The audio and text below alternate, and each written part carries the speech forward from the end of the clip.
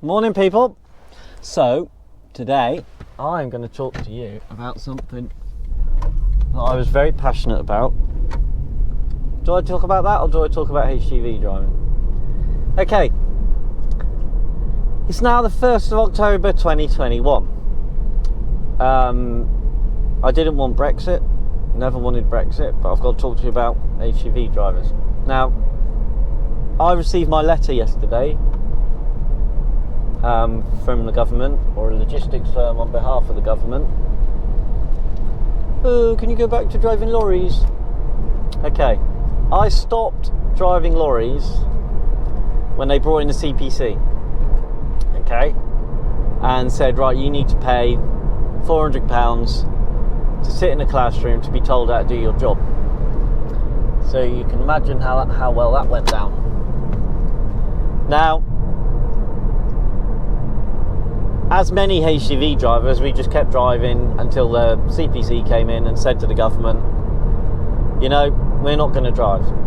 Now, we'd already had various issues when we were lorry drivers. If you brought up a driver hour issue, a safety issue, a maintenance issue, a HR issue, I'm not going to say in every business, because some of my driving experience was amazing. I had really good transport managers who worked their way up from driving to transport managers, so they knew the industry, and they obviously knew what it felt like to drive a dangerous truck or whatever, or maybe not a dangerous truck, but a truck that needed some maintenance. Now, what was happening is you'd bring up any of those mentioned issues and you'd get, well, I'll go and employ a foreign driver. Okay. At that time it was Polish drivers coming over, so that's what happened. We would turn around and say, oh, could we have a pay rise as a UK driver? And they'd say, well, you can fuck off, we'll insure a Polish driver. Okay, and they did. Then the Polish drivers found out that when they asked for more money, the transport manager said, that's all right, I'll get a Lithuanian driver to come in. You could be sacked as well. Now, standards have been dropping all the way through that. I'm not saying that Polish drivers are bad, I'm not saying that Lithuanian drivers are bad, but the standards were dropping. So when you brought the CPC in, it was an insult to many drivers to say, well, they've got to go and sit in a classroom with some youngster and tell you how to drive your lorry. And if you didn't do this test, you would be sacked. Okay? So a lot of the drivers who picked up illnesses, holidays, a lot of companies employed elderly drivers, retired drivers who didn't want full-time work. Okay, I don't want full-time work. I do 36 hours a week, 12-hour shifts. Now, I'm not driving lorries. Oh, no, not driving lorries. I was doing my CPC again before COVID happened because the wages were increasing. But then we had Brexit. Now, I'm pretty sure in my other Brexit video, which I said to try and get people to listen and not leave something that was working so well, that had been working. Okay, there was issues with it, but it pretty much was working pretty well. Now, so when it came to CPC, I just said, well, I won't go and drive lorries, and I didn't. I stopped driving lorries. Out of spite, really. I'd had enough. You have VOSA, self-funded industry. See how fat? Oh, you can't see it. That tanker was hooning around that roundabout. And this is the thing. I drive my lorries like I drive my Prius. Yeah. And one of the compliments given by a highly experienced driver in the recovery was, and it was quite funny actually, because I've been doing my job for a long time up until then. Carl, he was called, big guy, oaf of a man. but had done it, and it was nice to be around him because he'd done it. He'd been doing recovery, he'd been doing tramping bloody Arctics around, he'd done it all. So it was great to work with him because I just sponged off him. And it was quite strange, even though I'd been doing the job for years, I still was wanting to impress him, you know. I wanted him to comment on my driving, and I was known as Captain Slow in the recovery business, because I was Captain Slow. I didn't hurt my trucks, I barely revved them. I can remember I took a truck out once, and they said that the front discs were bad. Well, I never heard a thing, and I said, well, to be honest, I use my retarder. I come from heavy plan, so you don't touch your brakes, probably because they won't hold you. You're on a retarder, your main port of call is a retarder.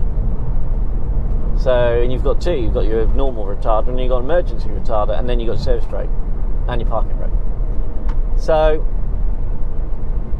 if there's a retarder there, I was using it. If I can use an exhaust brake or an electromagnetic retarder, I'll do it.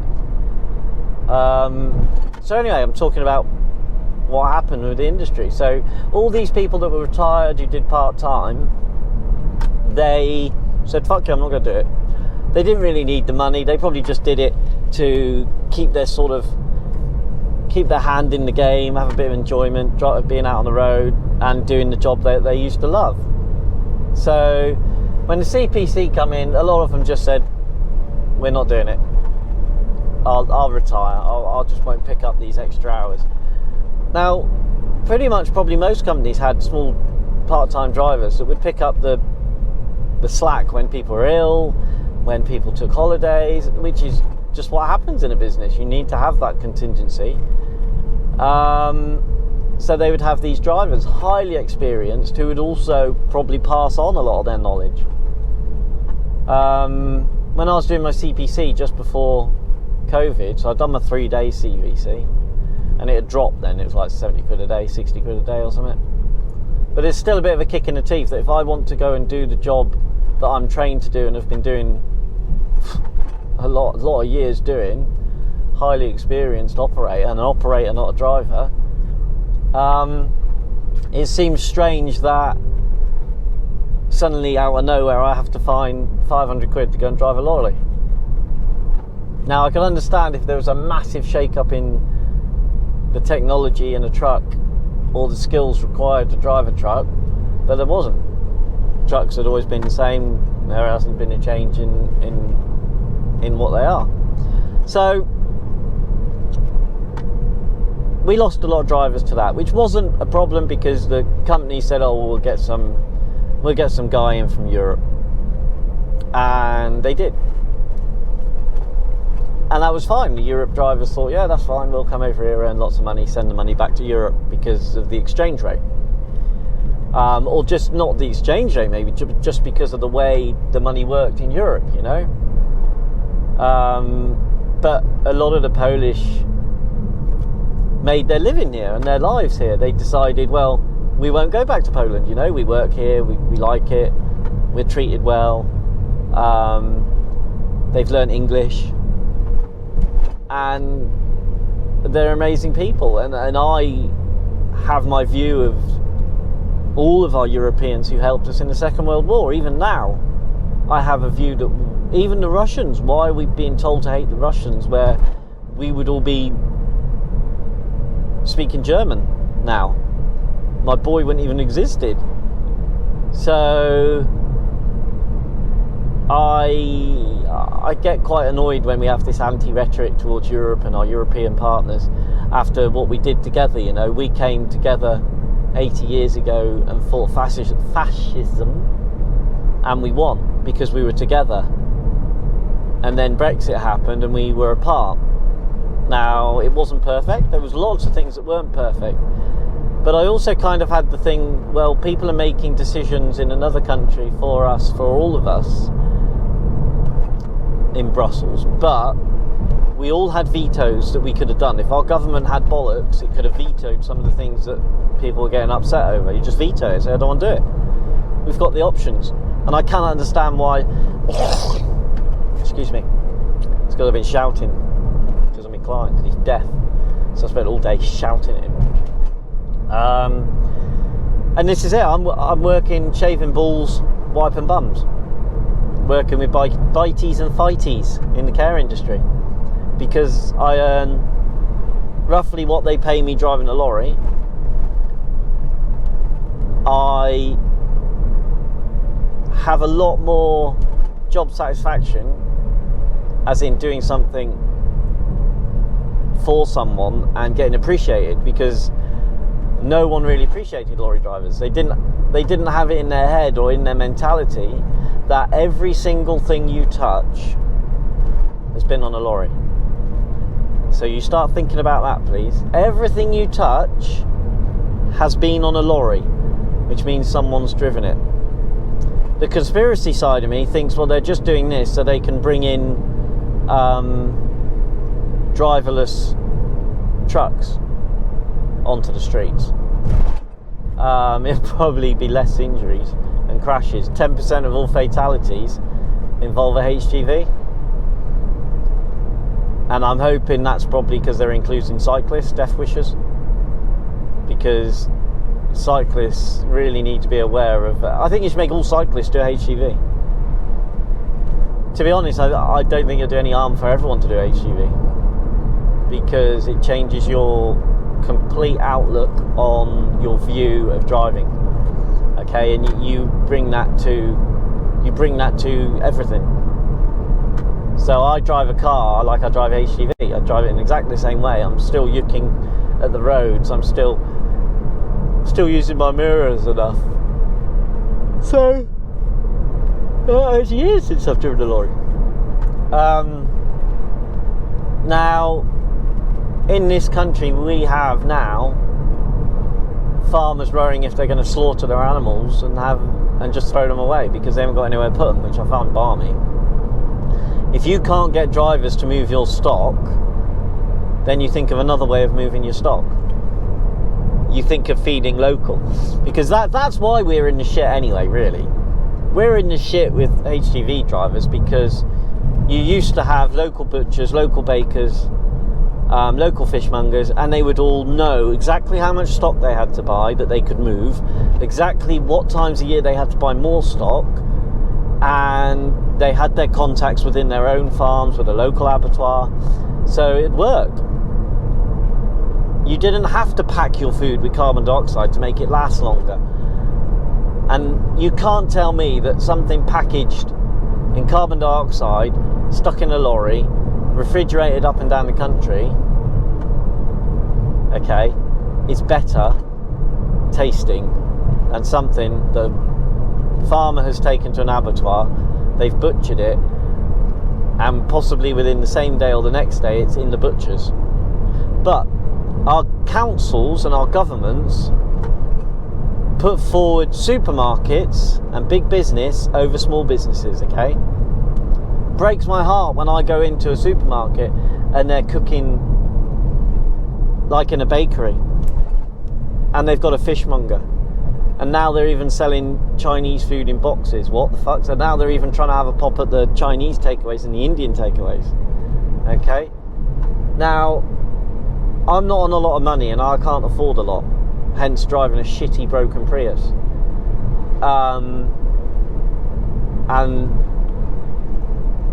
that's kind of on an environmental reason as well, because our government wants to just buy new cars, but you have to think, oh yeah, the emissions are really good if the companies haven't lied on their emissions, but then you've got to think of the emissions produced to make that car.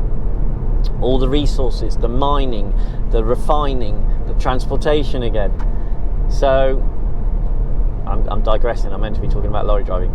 So why I don't drive lorries, and I work in care now, shaving balls and wiping poo by biteys and fighties. So the people in the care industry will know exactly what I mean by bitey and fighties, and people who don't can probably guess. But I drive an hour to work. I don't get paid for that hour. I don't get a fuel allowance. I've got a wonderful client who I am very attached to. After 15 months, you can't not be attached to someone you see 36 hours a week, and it's like seeing 36 hours a week. You're locked in a flat with him. So it's not like, oh, you see him for 10 minutes and you go off and do something. No, I see him for 12 hours. And that's my job. But I work 8 in the morning till 8 at night. I finish my 8 o'clock shift, I hop in my car, I'm home by 9 o'clock. Okay? In the summer, that's nice because I take the motorcycle. So Mr. National Express bus just nearly splatted 2 cars. So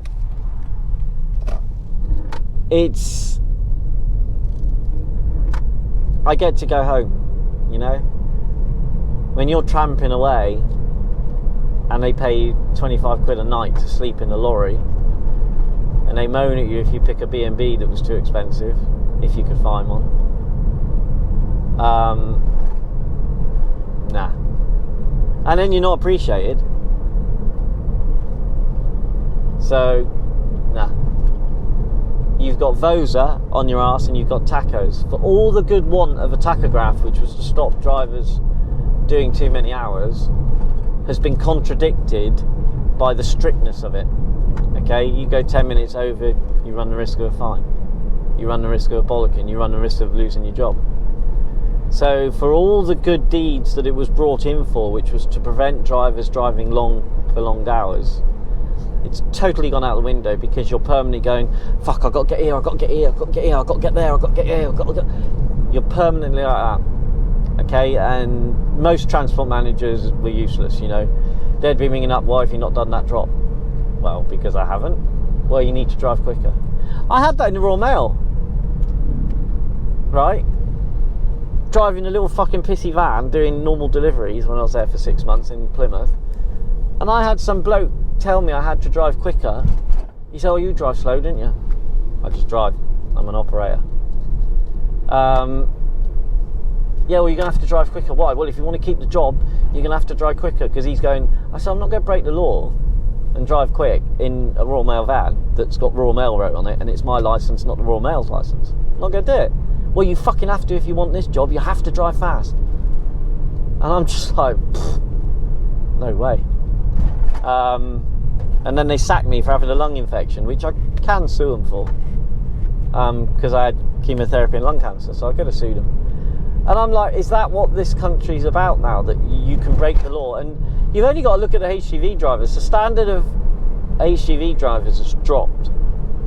Absolutely dropped. I was doing my CPC, there was a young lad there, 25, class 1 driver, okay, never driven a manual lorry. Did his test in an auto. And I'm like, so what would you do if you turned up somewhere and they said, oh, here's your lorry, and you got a manual box with a splitter? Oh, I wouldn't be able to drive it. Oh dear. And I think that could be why my knee's getting bad, because that's my clutch knee. And there was lots of days I'd finish driving and my knee would be hurting, because some days I could do 400 mile in a lorry and not get out of Cornwall. Yeah, go for it, off you go. I mean, what's the point of that? What is the point of that? So now he's having to push it, look, to get in front of this bus, because this bus is flying. Meow. So, yeah, the reasons why I don't do HGV driving. Those are fucking self-financing group of little Hitlers who are so removed from keeping the road safe. It's just not right. They need to get rid of VOSA. The money that they have for VOSA, use it to spend on a proper safety unit. My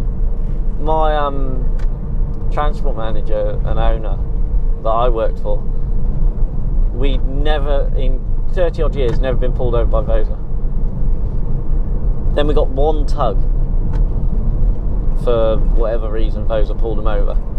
The vehicle, I think it was the 18 tonner, it might be an 18 tonner Mercedes, just come back from its plating, so it's MOT, and when you put it on full lock, the hose, brake hose, would touch the bodywork because it had a kink. It wasn't put on properly. Now, they put a prohibition notice on that and booked an appointment to see my boss. And I love the prohibition notice. So prohibition is basically you're being prohibited from driving that vehicle, but you can continue to use it for like 16 days. That's how severely dangerous a prohibition is, which is what a prohibition should be. And that should be then to your nearest garage. Your load should be taken off and it should be taken to your nearest garage. If it's in the true realms of a prohibition. But this brake pipe, if you put it on full lock, it would touch part of the body, the flexi pipe, like that. Bearing in mind this flexi pipe has got a reinforced coil spring over it. Yeah. So how many times would a reinforced hose with a coil protector spring on it wear out if you did that to the body? Because that's all that happens on full lock, which didn't happen that much. It would touch the body. So how many years would it take for that to actually wear through? A damn sight longer than what probably the rubber hose would last. So it was a little bit pointless and petty. And this is a owner, transport manager, who was fucking amazing. Anything went wrong with our trucks, it would be in and pulled, because we had so many trucks. So we just pulled it. He would book it in the schedule that next week, Thursday, that truck would come in. We would strip it, if it lift the body up, do whatever we needed to do, replace the hoses. And that was great, you know, to be an operator and go, oh, well, you're working with your vehicle, which you knew really well. Obviously, the most important thing in a recovery truck is your box of wood, and your snatch blocks and all your other little straps, short cables and everything else, chains, all sorts of little things. Your hook, your wire hook, coat hanger for hooking brothers over wheels and stuff during recovery. All these little things. But if you notice a fraying hose on the hydraulics, anything like that, a leak somewhere, you'd ring him up. I've got this hose that needs doing. Oh, was it dangerous? Well, it's never going to be dangerous, but it means that we're pissing hydraulic fluid out on a job, or we've lost a hose halfway through a job. That's all right, bring it in, I'll get the fitters out, and he would do it. It would be great. Oh, your truck's coming off the road, Rob. And because I was mechanically minded as well, I would end up doing the job. So it wasn't just, oh, a fitter will come do it. We used to do it, so we had a responsibility for our truck. So we would all muck in, and two of us would be dragged off, and right, okay, you're going to do that hydraulic line. So we would do the hydraulic line, get it made up, fit it, and then it'd be good to go. So it's just crazy that they're moaning now because they can't get HGV drivers. I'm one of the reasons they can't get HGV drivers. I don't want to do it. I'm earning as much money doing my job now. I've got more job satisfaction. It's kind of safer because the standard of operators on the road is just horrific. To think I'm 46 years old, and 2 years ago I was doing my CPC, and they would be asking and putting these questions to us, and they would look at us. Is that what you do in the real world?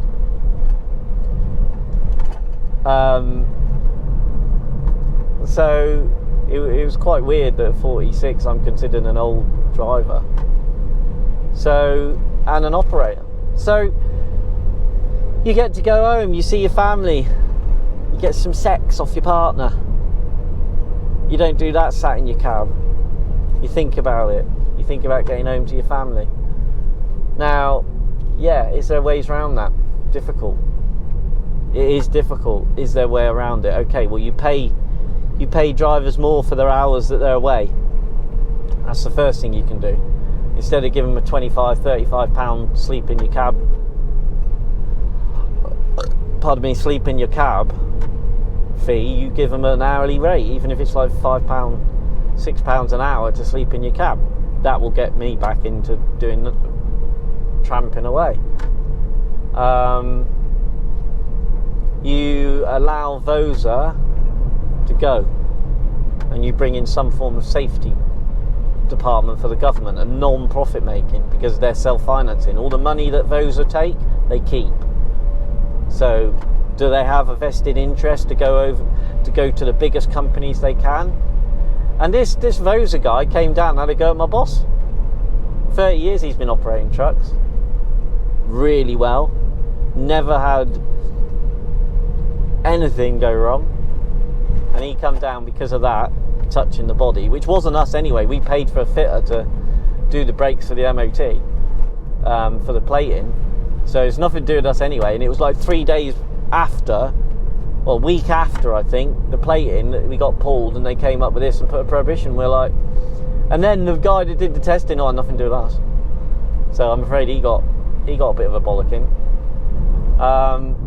But yeah, you could still use your truck for 14 days or something. I was just like, well, is this a serious fault? Because of the way they were going on about it and the way they treated my boss. They treated him like it was the most lethal and dangerous thing that you could ever do. And to be honest, when we do our checks, we never really checked anything like that anyway, because when you're going around your truck, when you're getting it in for service work, it's not something we thought about until then. So, and then you see, I've seen trucks, I've tried to catch up with lorries on the motorway because their wheels been flopping about like that, literally flopping about like that, about to fall off, and I couldn't catch them because they were driving too quick. And that's another thing, foreign drivers, a lot of them don't care because they can just go home and drive at home. So, but now they ain't going to want to come and drive. How pathetic is our government that they are now trying to recruit foreign drivers from Europe after we stab them in the back? And that's basically how you feel. I know that's how I'd feel. If I'd made my home in a country and all of a sudden, and we were all like one big happy family as it were, and then all of a sudden some bozo with blonde hair comes on the telly and starts spouting shit and playing on people's own anxieties about things that we have. And he was playing on the same anxieties every single person in Europe had. He played on the immigration card big time. Alright? And he got everyone riled up on immigrants, saying that there's thousands of immigrants coming over. And on my video I said exactly what would stop. The French are not going to stop these people coming to England if we leave. They're going to be giving them boats and just letting them go. Off you go. There's Britain that way. Okay, because then it's not their problem. We had the authority to stop people on that side of the channel before they got to us. Oh yeah, Boris didn't tell you that's all gone now. Absolutely ridiculous. I'm so hurt. I am so hurt, and it does upset me, you know. I grew up, I mean, it was 42 years we'd been part of Europe. The whole reason of becoming part of Europe was for trade and friendship and commerce, you know, that we are one. However you look at it, how I can have friends from all over the world and people say we're not one. How can that happen? How can I have friends who are Polish, Lithuanians, oh God, all sorts of people? It's just farcical. But for that little shit to stand there and spout the rubbish that he did to people and get them riled up enough that they voted, that now we're right in the shit now, because we've got no one coming over to help us do our food. We're completely on our own. He's been off to see a Brazilian Prime Minister, dictator, however you wrap it up, okay, to ask him for food. Now, I'd been saying that when they were talking about Brexit. Why would you do that when most of your food you eat comes from Europe and we couldn't feed ourselves during the Second World War? We were starving to death. So why would you vote for Brexit? I failed to understand why people voted Brexit, because it was working. We had really cheap food, society was good. I just can't understand it. But yeah, that's just a little one on why I don't drive lorries now. And now I'm at my care job, so I've got another 12 hours. So that's going to be good fun. Another 12 hours sitting here with my lovely client. He should be quite tired yesterday because he had a lady friend yesterday, so he should be quite tired. But to all you carers, we're still doing it, aren't we? Although I might not be soon, because I got told yesterday my company's looking at getting rid of packages that are pains in the ass, so they'll throw it back to the government. So what's going to happen to me client? I don't care about that. This is the problem when you've got private companies running your healthcare system. Okay, much love. Please subscribe, like, share, send me questions. I'm thinking of doing like I did a video yesterday. I'm doing like problem pages, so send me your problems and we'll try and sort them out, or I'll just give my advice, because advice is free, so you don't have to take it. But I've done loads and had shitloads happen to me, so if you want to ask me a question, then do so and I'll see if I can answer it. Take care, much love, see you later.